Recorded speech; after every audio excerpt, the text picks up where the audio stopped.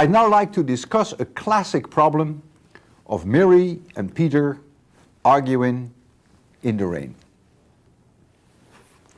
Mary and Peter want to go home, and it starts to rain all of a sudden. And Peter says, you know, if we don't want to get very wet, we should walk very slowly, because if we walk very slowly, since the rain is coming down vertically, we will only get wet on our head, and our head has a very small area. Mary says, no, we should go as fast as we possibly can, because if we run home very fast, then of course it takes only a little amount of time, and in a little amount of time you probably catch much less rain. Well, the question now is, who is right and who is wrong? In a situation like this, it's always interesting, always useful to go to an extreme and to discuss the situation whereby the speed of Mary and Peter is effectively 0 going home, and one speed whereby the speed is huge. I first want to represent Mary and Peter, for that matter, by a block, because we're going to make some quantitative calculations later, and then this is my representation of a person. So this is the head, which has size AB, and the length of the person is h. And so they're going to go over a distance, that's the whole idea, d, to make it home. So this distance is d. The area of their head would be AB, and the area of their front would be AH, A times H. And their velocity, let's assume, equals V, Peter, and Mary. We will assume that the rain is falling down exactly vertically, hitting the street exactly vertically, and we will give it in general the name V rain or V of R, and for practical purposes, if you like it, you may later substitute in there 3 meters per second, but it's not so important right at the start. Now when Peter and Mary look at the rain is coming towards them at an angle. And you can see that easily because the rain is falling down with the velocity v rain. Peter and Mary are going with this velocity to the right, and so from their frame of reference, the rain is also coming towards them with that component v, Peter and Mary. And so the actual direction, as well as the speed with which the rain approaches Mary and Peter, is given by this vector. You can calculate the magnitude of the vector and you can calculate this angle. We'll get into that very shortly. If this value of the speed at which Peter and Mary go home, if that is 0, it's clear that the rain comes down vertically on their heads. And if, however, the speed of Peter and Mary is gigantic, huge, then this resultant velocity with which the rain approaches Peter and Mary as seen from their reference frame will become more and more horizontal. And in case of an absurdly high speed, which I'm sure they could never accomplish, obviously they can only go so fast, but in a hypothetical case that they could go 10% of the speed of light, say, then of course the rain would approach them this way, this vector would become horizontal, and only their front part would be wet. Now, who is right, Peter or Mary? Let's first assume that the velocity of Peter and Mary is 0. If the velocity is 0, then it will take them an infinite amount of time to go home.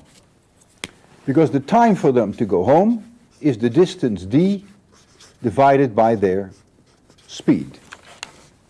And for the case that Vpm equals 0, the time goes to infinity. And during all that time, water will drain, will fall vertically on their head, and so they will get very, very, very wet. Now we take the situation that we take an absurdly high speed, let's say 10% of the speed of light. Of course, there's no way they could go that fast, just for the sake of argument.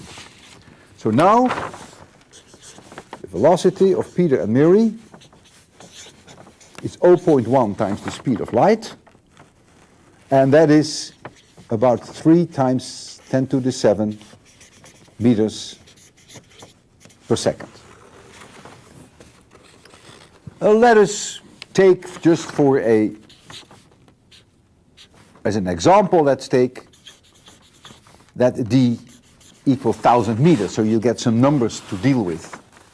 Then the time that it takes for Peter and Mary to reach home is the d divided by the speed, and that is approximately 3 times 10 to the minus 5 seconds.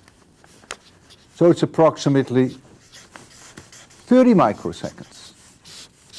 So they make the trip in 30 microseconds. How much has the rain fallen vertically in those 30 microseconds, assuming that its speed was 3 meters per second? Well, the distance that the rain will have traveled vertically in 30 microseconds is, of course, the 3 meters per second that the rain comes down, times the 30 microseconds, and that is approximately 10 to the minus 4 meters, which is about 0.1 millimeters. So in the 30 microseconds for Peter and Mary to reach home, this rain has fallen vertically over an insignificant distance. Insignificant compared to the height of Peter and Mary, how tall they are. So, for all practical purposes, you could treat the problem as if the rain hadn't fallen at all. And if the rain hasn't fallen at all, it's very obvious how much rain Peter and Mary will catch. It is all the rain that is in this box. In this box, I will try to give it some color.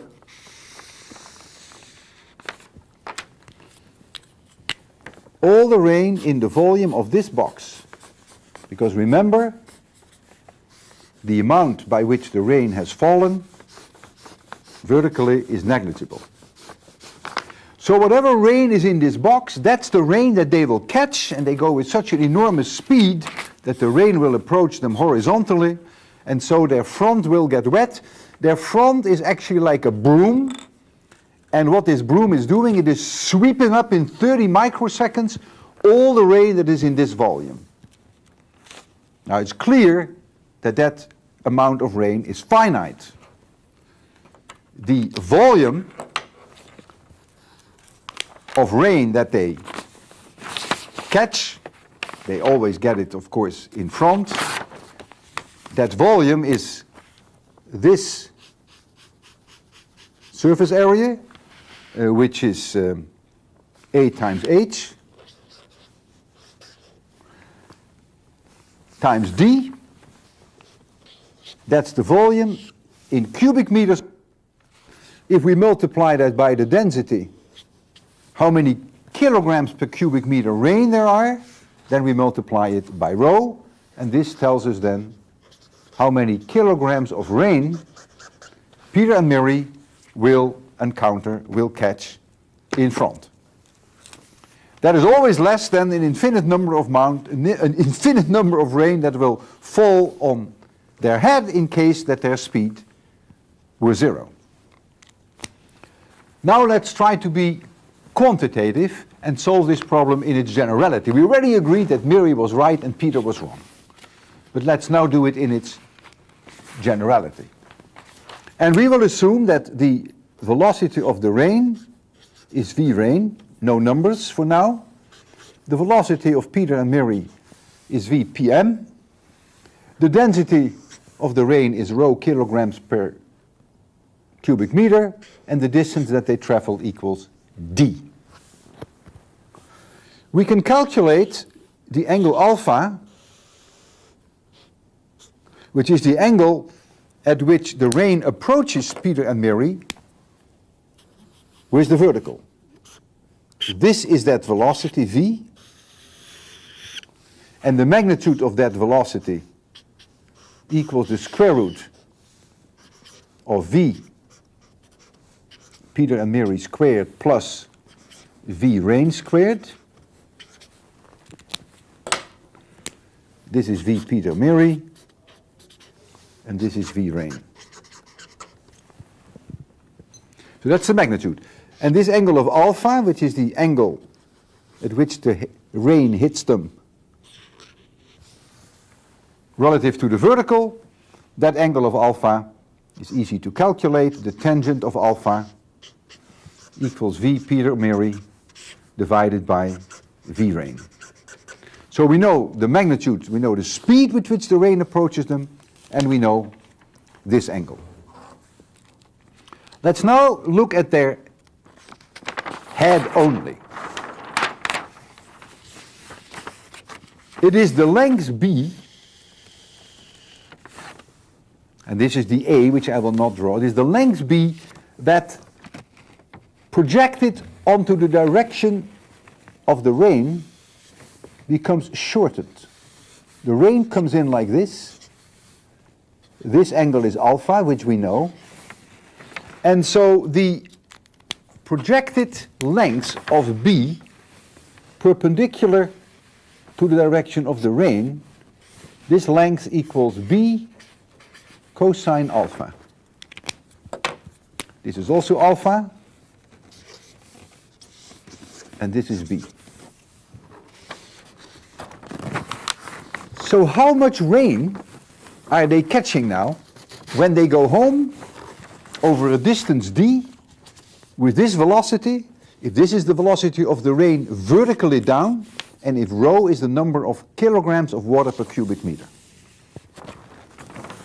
First we take the area of their head, but we take the area projected perpendicular to the direction of the rain. That's all that matters. So we're going to get AB cosine alpha. That's the projected area of their head. We now have to multiply that by the speed of the rain. So we multiply that by the square root of v Peter of Mary squared plus v rain. This is in square meters. This is in meters per second. So what you see here is how many cubic meters of volume they encounter every second. Now I multiply by the density rho. This is in kilograms per cubic meter. So this now is how many kilograms of water they catch every second. Now I calculate by the time that they travel, which is d divided by vpm. They're going in this direction. And now, so this is the time. So now we have kilograms. This was kilograms per second. We multiply by time. So now this whole thing is now simply in terms of kilograms water. Kilograms rain. That is how much they will catch on their head. And you can do something similar for their fronts. You can make a similar calculation of the front area, which you project now in the direction perpendicular to the direction of the rain. And once you have done that, well, I have done almost all the rest for you. The area, their front area, projected onto the direction of the rain, and I will leave you with that, equals AH sine alpha. Be careful, what was a cosine here now becomes a sine. And so if this is the projected area in the direction perpendicular to the rain, you multiply that by the velocity, by the speed of the rain, by the density of the rain, the number of kilograms per cubic meter, by the time that it takes them to reach home, and then you know how many kilograms of water they reaches them on front. Maybe you noticed what I noticed. There is a square missing. Look here. Obviously this has to be V rain squared. I'm sure you caught that. Sorry for that. And the total amount of water is, of course, the sum of the two. Now I would like to give it a little twist to this problem. Let's suppose this is the velocity Vpm, and this is the velocity V rain, as you will see it fall when you're standing still on the street.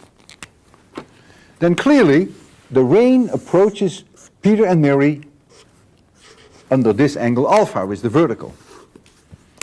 If now Peter and Mary were to tilt a little and walk at this angle with velocity Vpm, but they would be bending over, so they're not standing straight, they go like this, then of course only water can hit their head. There's no cosine alpha now because the velocity vector hits their head at 90-degree angles. So the area of their heads is now AB.